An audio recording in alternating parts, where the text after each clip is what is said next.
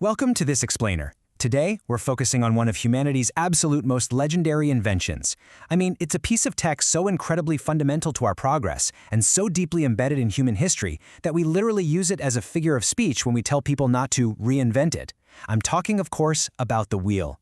Now, you've probably been taught exactly how and why it was created.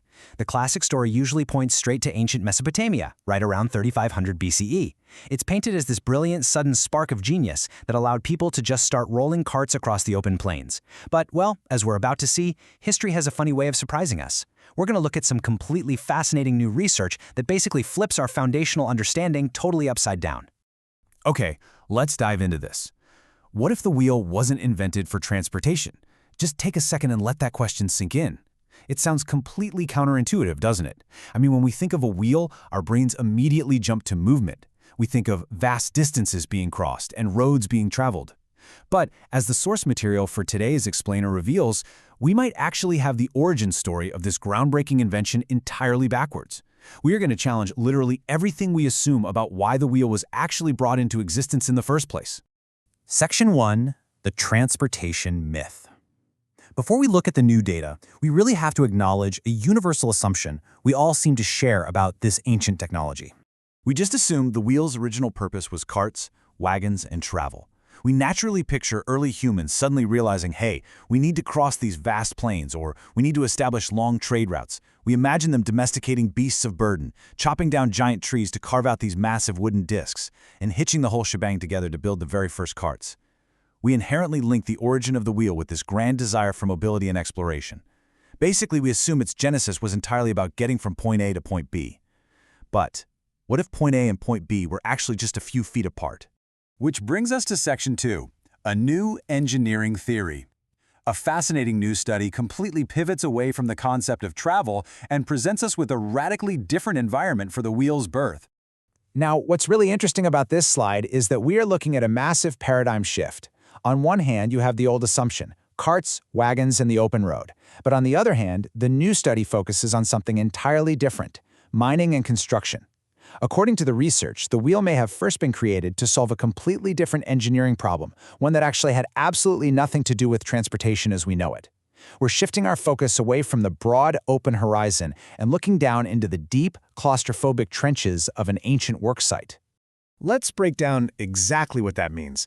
Instead of being an invention for travel, early wheels likely emerged as a highly localized, super clever solution to just move heavy objects more efficiently.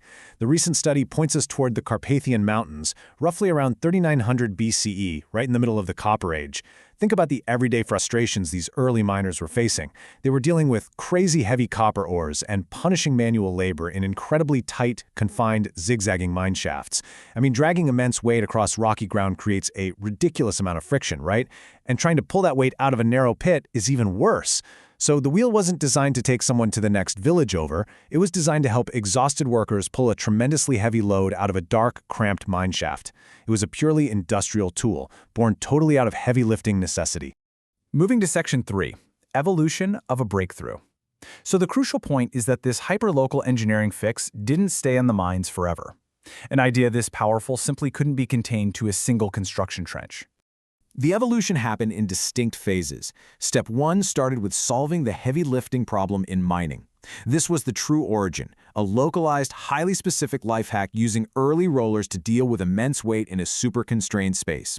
But once people realized that a rolling cylinder or disc could drastically reduce friction under a massive stone, Step 2 began, refining the technology.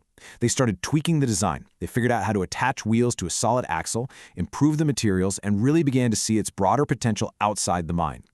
And finally, Step 3. That refinement led to the global transportation breakthrough we know today.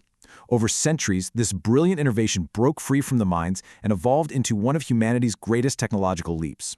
What started as a way to drag copper ore a few feet eventually became the foundation for carts, wagons, chariots, and a totally interconnected world.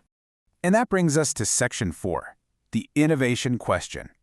Let's zoom out from those ancient mines for a moment and extract the broader, highly relatable lesson here about the true nature of human ingenuity.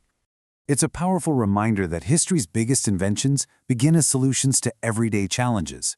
We tend to romanticize history, don't we? We like to think that massive technological breakthroughs start with visionaries staring out at the horizon with these grand, world-changing ambitions. But the reality of innovation is usually much more grounded. Massive breakthroughs don't always start with grand visions. Instead, they start as simple, practical fixes to immediate, frustrating problems. The wheel wasn't invented to change the world. It was invented because ancient workers were just tired of hurting their backs moving heavy rocks. And this brilliantly illustrates the core philosophy of human progress. How can we make this easier? That simple question is the fundamental engine behind all major innovation. It's the spark that leads to greatness. Innovation rarely begins with some complex master plan. It starts with an everyday person facing an incredibly stubborn obstacle, asking themselves, there has to be a simpler way. How can we make this easier? That one question, asked in the depths of an ancient copper mine, eventually put all of humanity on the move. So, I want to leave you with a final provocative thought. When you realize that the ultimate symbol of travel actually started out as a localized construction tool, it really shifts your whole perspective on how progress happens, doesn't it? It proves that the answers to our biggest global challenges might just be hiding in the solutions to our smallest daily frustrations. Thank you so much for joining me for this explainer. What do you think? Does this new theory change the way you see the invention of the wheel? Share your thoughts below.